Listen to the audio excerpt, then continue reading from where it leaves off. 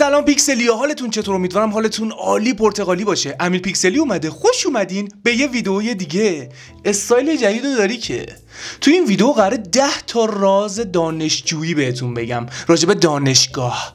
تو اگه داری این ویدیو رو میبینی یا دانشجویی یا میخوای بری دانشگاه. اگر اینطوریه حتما با من همراه شو. قبل از که بریم سراغ ویدیو حتما چنل رو ساب کنین، ویدیو رو لایک کنین، کامنت انگلیسی و فارسی و هر چی دوست داشتین بذارین. دمتون گرم. دیگه پر حرفی بسه. پس برو که بریم. راز اول، اینو بدونی که برای شما تو دانشگاه نریدن.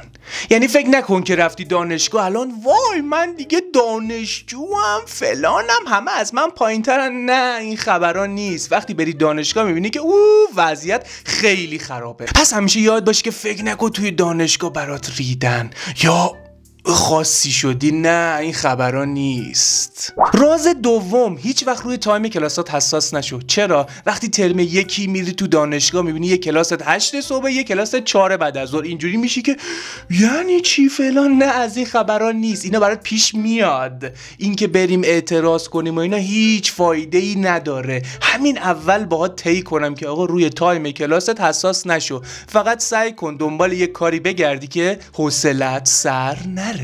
8 صبح تا 4 بعد از ظهر. اوه داشتم از اینا که میگم ها.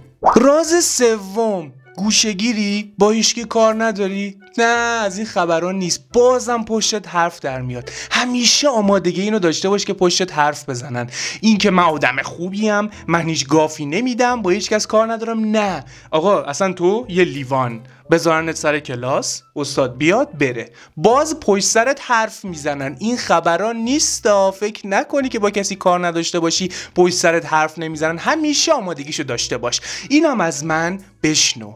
خیلی نمیخواد حساس باشی تو این شرایط. فقط تنها کاری که میکنی باید دایورت کنی. راز چهارم، یا وارد اکیپ نشو یا اگه شدی همیشه آماده این باش که اکیپتون از هم بپاشه با یه دعوا. من داشتم اکیپی که 5 6 اصلا 7 ترم با هم بودن ولی ترم 8 از هم پاشیدن. داریم خیلیا با هم موندن، آره، ولی اگه تو گروهتون یک آدم سمی باشه کارتون تمومه. یک دعوایی پیش میاد تو اون اکیپ، یک دعوایی پیش میاد که بویا خیلی وحشتناک. پس آمادگیشو حتما داشته باش. راز پنجم، من این درس رو بر نمیدارم، حالا کو تا ترم آخر. این استاده است ولش کن، بر نداریم. نه، هر چی درس ارائه دادن بردار. چرا؟ مورد داشتیم، بر نداشته ترم آخر پاره شده. چرا؟ چون که همه درساش مونده، استاد ندارن، ارائه نمیشه. برای یک ترم مثلا 2 واحد 3 واحد بعد بیای. چرا؟ چون درست مونده. اینی که بهت میگن نه داداش ولش کن، بر ندار، نه داداش سی فلان، بر ندار. نه، این خبران نیست. هر چی ارائه دادن بردار که بدبخت نشی. راز ششم، فکر میکنی اومدی دانشگاه همه بزرگ، همه خوشتیپ، خوشگل؟ نه، این خبران نیست. توی دانشگاه پر پسر کوچولو و دختر کوچولوه. آخ بری تازه میفهمی سر چه چیزایی دعوا میشه، سر چه چیزایی جر و بحث میشه، سر چه چیزایی. اصلا ببین، فکر نکن بزرگ شدن ها. نه، اتفاقا خیلی کوچیک موندن، خیلی هم کوچیک موندن که تو حتی تو مدرسه توی دبستان نمیبینی اینجور چیزا رو. یعنی وای، اینو باید برین ببینین. اصلا اینو نباید من توضیح بدم، برین میبینین. راز هفتم، اگه تو شهر خودت دانشجویی حتما برای خودت غذای خونگی ببر. اگه توی خوابگاهی هم خودت درست کن. ببین، فست فود آدمو جر میده. آخه 1 ماه 2 ماه 1 سال 2 سال که نیست، حداقلش 4 ساله دیگه. تو این 4 سال اگه بخوای فست فود بخوری، غذای نمیدونم بیرون حاضری هر چی بخوری، واقعا دهن معدت ساویده میشه. حتما با خودت غذا ببر. غذای مامان مگه چشه؟ یا اگه خودت خوابگاهی برای خودت درست کن. نمیدونم چی بگیر، فلانک بگیر، خودت درست کن.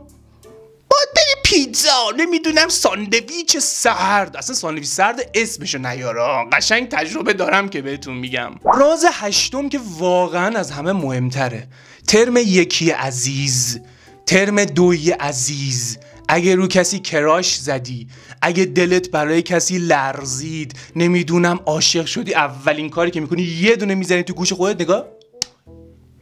نه اون الکیه. درسته خیلی ها هستن از اون موقع عاشق شدن و با هم موندن و زندگی قشنگی دارن، ولی 99% اینجوری نیست. برس به دانشگاه، تموم کنی، لعنتی رو زودتر برو. کراش زدی و عاشق شدی واقعا گن میزنه تو دانشگاه. حداقل ترم 1 و 2 نشو. چرا؟ چون زود گذر، تازه وارد یک جمعی شدی که جنس مخالف داره، یهو میبینی که وای دلم لرزید. نه این خبران نیست. حداقل 2-3 ترم صبر کن بعد شروع کن. راز نهم، الان مخاطبم اونایی هن که خیلی استرس میگیرن. آقا از درس و استاد قول نساز. نمیخوام بخورنت که مورد داشتیم میان ترمش شده 25 صدم از 10 نمره، پایان ترمش چند نمره بوده؟ 10 نمره. ولی تلاش کرده، استاد تلاششو دیده. میدونم استاد با استاد فرق میکنه، ولی خب تلاششو دیده، خونده برای پایان ترمش یه نمره خوبی، حالا 10 که مسلما نگرفته، ولی استاد پاسش کرده. فکر نکن که وای من خراب کردم، من فلانم، الان منو میندازه، منو میکشن. نه از این خبران نیست. انقدر قول نسازی نه دانشگاه و درس و استاد و فلان و اینا. توی زندگی چیزای خیلی مهمتری هم هست، به اونا بپردازیم. راز دهم، روی صحبتم با اونایی که علاقه‌مند به یک کاری یا یه حرفه‌ای بلدن یا هر چی، این از منی که دانشگاه رفتم به گوش بسپارین. این که دوران مدرک گرایی تموم شده، الان فقط رزومه مهمه. تو هر شرکتی بری بگی که من مدرک فلان دارم، خب میگن خب باشه، چی بلدی، چی کارا کردی، چه پروژه هایی زدی. این که من برم درس بخونم تو دانشگاه بهم چیز یاد بدن، نه از این خبران نیست. تا جایی که میتونین مدرک برای خودتون جمع کنین، دوره‌های مختلف شرکت کنین تا بتونین رزومه قوی داشته باشین. اینجوری میتونین برین سر کار. اینکه برم دانشگاه و بعدش میرم سر کار، نه از این خبرها نیست. روی حرفه خودتون تمرکز کنین. این بود از 10 تا از رازهای دانشگاه و یک دانشجو. مرسی که تا اینجا همراه من بودین. خیلی خیلی دوستتون دارم. قبل از اینکه کلا ویدیو رو ببندین، اگه دوست داشتین با ویدیو حال کردین، لایکش کنین، کامنت بذارین. اگه با بنده حال کردین، کانال رو ساب کنین. کلی ویدیوی دیگه همینجوری میخوام ویدیو بدم دیگه. دمتون گرم. مرسی که گوشا و چشاتون رو در اختیار من قرار دادین. دیگه هم پرحرفی نکنم. پس فعلا تا بعد.